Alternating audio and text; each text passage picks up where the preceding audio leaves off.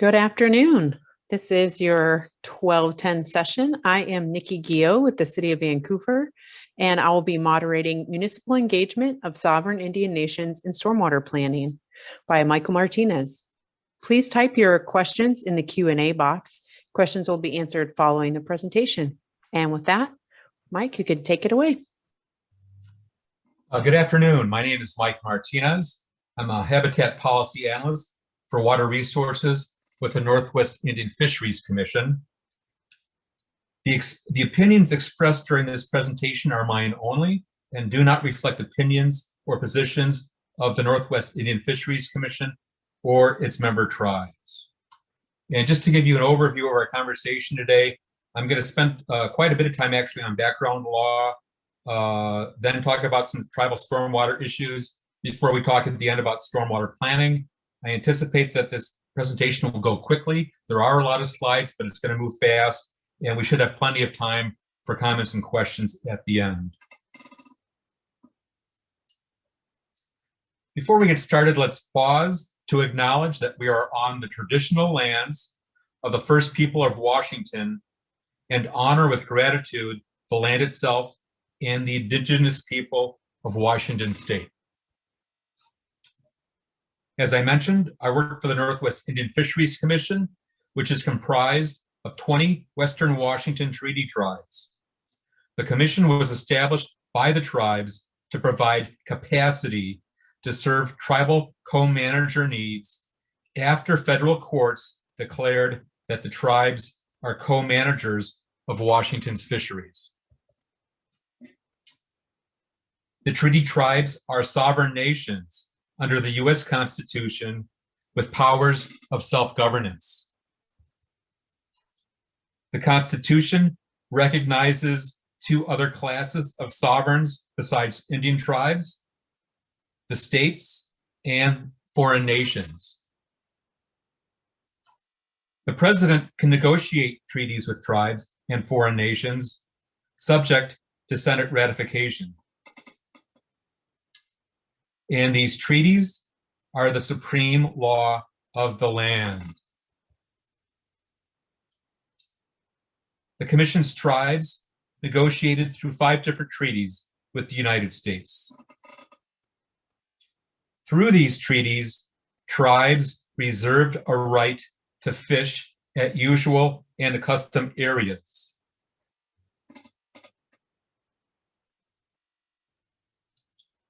The state of Washington learned the hard way that it is bound by the treaties.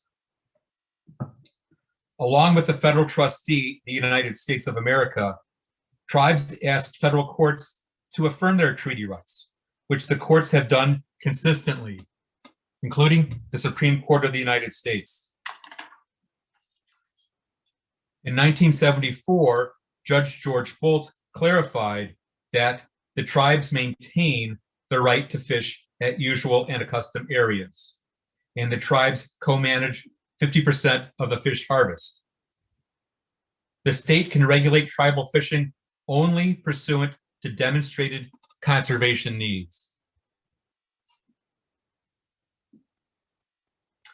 On many occasions, federal judges have found the state's unreasonable and unlawful approach to the litigation and the tribal litigants appalling, comparing the state's behavior to desegregation in the South. In 1980, Judge William Orrick decided that the treaty reserved harvest includes hatchery fish, and the treaty reserved an implied right to protect the fishery from environmental degradation.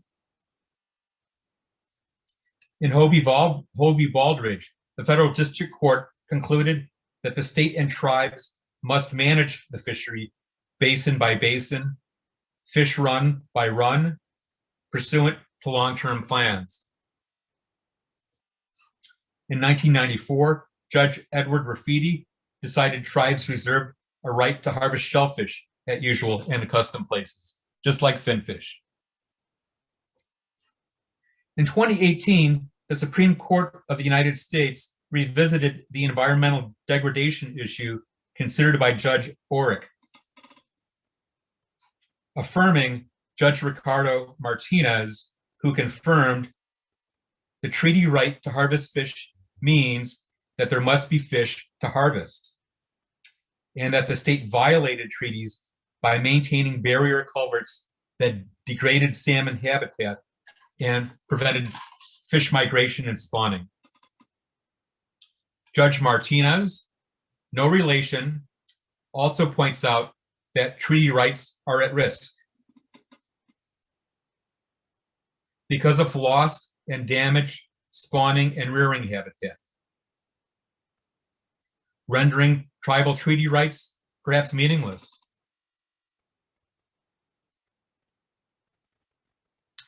And this loss of the treaty right would threaten tribal communities, economies, and cultures. Former Supreme Court Justice Hugo Black reminds us that great nations keep their promises. When it comes to stormwater, tribes have many concerns about commonly understood toxins harming fisheries, including PCBs, PAHs, mercury, copper, zinc, lead, and 6-ppd quinone, a component of tires, with recently published studies documenting coho pre-spawn mortality when fish come in contact with polluted runoff. Also, there's a concern that when barrier culverts are replaced by bridges, that if the bridges don't control discharge of these pollutants, including 6-ppd quinone, that the bridges will become barrier bridges, preventing fish passage. Tribes are also concerned about peak storm flows, peak stormwater flows that can obliterate salmon redds and their eggs or other critical habitat. Salmon prefer well-oxygenated gravel beds for their redds. Outfalls that capture sediments and toxins can protect salmon streams. Protection and restoration of tree canopy can hold water on the landscape, cool the microclimate, and prevent warm water discharge into cold water fisheries, as described in several studies, including local studies. Forested riparian buffers can filter pollutants, maintain cooler microclimates, and serve several other valuable green infrastructure functions. So I hope this knowledge helps with your stormwater planning and prioritization of salmon waters and basins of tribal importance for stormwater interventions, like retrofits, land management, and other strategic enhancements planned in consultation with tribes. So we've moved through these slides really quickly. I understand they'll be made available to you maybe as early as today, but I did want to leave plenty of time for comments and questions. And what I'm going to do is I'm going to stop sharing my screen so that we can see each other better.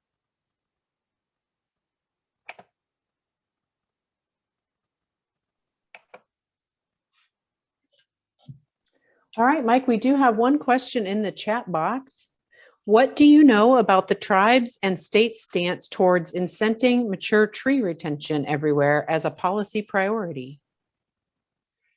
So I'm not sure of formal policies yet, but based on the research, I think it's that this is an excellent candidate for future policy prescriptions. And there's no reason for municipalities to wait for the state. I did give one example in the slides, but there are other studies as well.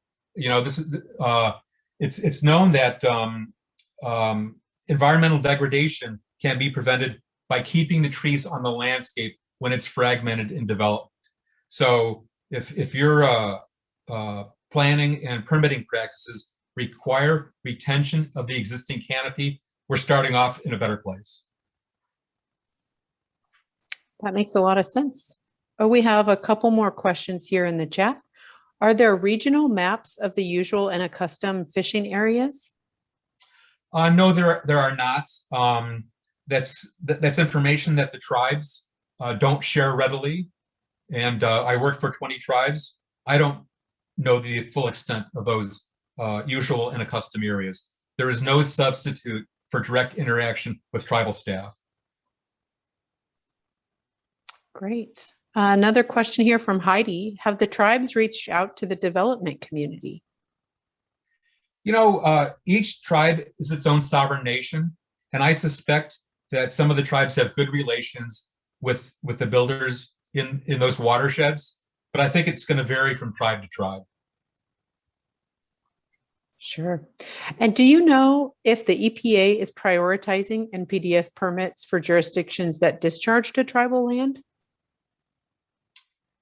Well, the EPA will have some oversight of NPDES permits that discharge into tribal waters. And EPA does have a trustee relationship with the tribes, so they will ensure appropriate tribal engagement in those permitting decisions. Okay.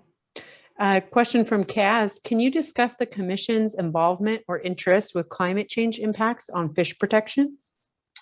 There's a strong interest. In my division at the commission, we have a climate scientist, and her work is integrated across all of our work. And it's a priority of the commissioners. They made a commitment when they hired her that this was a priority, and it continues to be a priority for the commissioners. All right. Do you have any tips regarding municipal engagement with tribes? Yes, every tribe is different. So if your municipal planning area includes more than one tribe, you have an obligation to engage with each tribe independently as a sovereign Indian nation. And as an independent Indian nation, they are going to have their own customs, their own processes and procedures, and their own organization and chain of command. So you'll want to engage each tribe independently on its own merits as a sovereign. And further, I recommend that the municipalities have functional relationships with all levels of the tribal organization. There may be times when it's necessary to have interaction with the tribal council or the tribal chair or president. You know, it's important to have good relations at that top decision-making level. But also it's helpful to have effective regulations with the executive staff department levels, whether that's a fisheries department, a planning department, a natural resources department, environmental department, but also technical staff. Sometimes effective relations can happen at the technical staff level. And, you know, it's often those relationships that help solve problems quickly, that help ensure that you've got the right context when you're eager to get that input for your planning process. Great. Do you have any thoughts about potential tribal collaboration with municipalities to obtain funding, such as the Washington Department of Ecology's Stormwater Financial Assistance Program funds? Yeah, definitely. And, you know, it may be that the municipalities and tribes are interested in different pots of money. It's possible that the tribes, although they're not interested in those funds specifically, would be willing to help leverage those funds. They might be, the tribes instead might be working with some kind of salmon recovery funding, or maybe pass through funds through another agency like NOAA or Bureau of Indian Affairs or U.S. Fish and Wildlife Service. But If the tribes and the municipalities are focused on the same basins, certainly there's an opportunity to leverage those funding opportunities to come up with bigger projects and to help support those applications for funding. That sounds great. A question from Jordan. Are there easily understood sources available to reference for metrics to assess good stream health to promote fish habitat, such as shear stress, velocity, zero rise, etc., that would allow non-stormwater professionals to understand impacts of impassable fish culverts? It is difficult to get people not involved in the profession to understand. Yes, and so and I'm not a stormwater manager per se either, and so I'm not the person to answer that question. But WDFW does have the Washington Department of Fish and Wildlife has guidance, publications on culvert types, and what was recognized by not only by the state and the tribes, but also by the district court. By the way, I'm a lawyer, if you haven't figured that out yet. The stream simulation culverts have performed best in terms of fish passage, stormwater conveyance, and overall long-term maintenance. Okay, great. There's a couple of questions about contacts. Who is the best person or role to contact for each tribe's natural resources first, I would assume? Would you support a regional online meeting to promote municipal and tribe relationships and conversations? So my contact information is on the second slide, I believe, and these slides will become available. And through an EPA grant, the commission administers a community of practice called the Coordinated Tribal Water Quality Program. So if while engaging with me, we can conclude that this would be a productive opportunity for permittees and the tribes, we could try to arrange some kind of a dialogue. But again, it may be that the water quality staff that participate in that community of practice may not be at the right level. So for initial engagement, perhaps it's best to be engaging at the executive level, and be polite, be persistent, but you don't have to take no for an answer. If you contact the natural resources director, someone at the executive level, and you don't get the right information, try another executive. Try the CEO or executive for the tribe. Try a planning director. But if that person indicates that they're not the right person, ask, well, who should I contact next? And every organization, every government organization has its own bureaucratic maze. Indian tribes are no different. So just be persistent. And maybe the best place to start is with like a overall tribal executive. That makes sense. This one's pretty specific. Has there been a specific response from tribes regarding the 6 ppd quinone pre-spawn mortality findings? Likewise, are tribes included in the response by U.S. agencies to tire manufacturers? I'm not aware of tribes directly participating in any of those discussions. I know that the tribes are concerned, and the federal government does have a trustee role in this, and the state is bound by the treaties, as was reaffirmed in the culvert case. So we expect that that governments at all levels will be looking out for the interests of the tribes. It doesn't really make sense to replace barrier culverts with barrier bridges that are going to discharge toxic tire chemicals and degrade the habitat that the federal courts have indicated are protected as well. Right. And this question is a little long, but it's from Arthur. It's a good one. There have been emphasis in the previous workshops today on tools to address environmental justice. However, these appear to aim at local issues or more focused concerns, which they need to because of the way permits are constructed and authorized. However, the matter of treaty rights is a larger historical, cultural, environmental justice, and sovereign rights matter. how can these two levels of environmental justice work with each other? Well, they do, and there are different legal doctrines. You have environmental justice, you have civil rights. Those are completely different doctrines coming from completely different legal sources.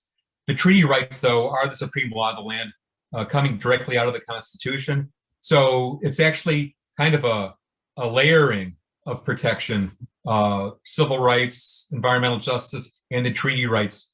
And really, the permittees and the permitting agencies need to address tribes at all three levels. Makes sense. There is a comment here that ecology, the Washington Department of Ecology, the Washington Stormwater Center are talking to tire manufacturers, part of the Clean Cars Partnership at Ecology. The Stormwater Work Group has a new subgroup for the URMS 6-PPD quinone, and the contact there is Karen DiNicola. So a good follow-up on the question, the previous question about the tires. I'm not seeing any new questions in the box. Let's see. Do you have any comments about the stormwater, other specific stormwater concerns, Mike, or about municipal obligations for tribal engagement on process or anything to clarify there? Well, engage the tribes as early as possible. You don't want to come up with solutions that are already baked. You've already spent money on engineering and design, and then you come to the tribes and you learn, it's not addressing their needs, or it would better address their needs if the outfall was moved to a different location. So engage the tribes early, and it helps ensure that the input is meaningful, and it's the tribal staff that'll understand. They may have a greater understanding of the water and of the watershed, and so I've got a vice chair at the Lower Elwha tribe. When he talks with government, he reminds government agencies that the tribes are your friends. They can help you. They have a lot of knowledge. They may be able to help you save time and money. Great. I think we have one more question here from Meredith. Is there any effort to work with an organization like the Washington Department of Fish and Wildlife to get stream crossings that are highly trafficked by cars listed as impassable fish barriers due to poor water quality on something like their Washington State fish passage map? Well, some of these bridges do occur on other data sets, but it would be, it really needs to be done in coordination with the permittees like WashDOT and any other local road jurisdictions. Right. Okay. Well, it seems like we didn't have any other questions in the chat box. Is there any other points that you wanted to wrap up on, Mike? No, just a privilege to be here. And I want to thank Ecology and Karen DiNicola for the update on the Clean Cars Partnership. Great. All right, everyone. Well, thank you so much for your time today and this great presentation from Mike on working with the sovereign nations on stormwater issues. If you have any questions for Mike and follow up, his contact information is available in his presentation and in the Feed Loop app. Thanks again, everyone. Thank you.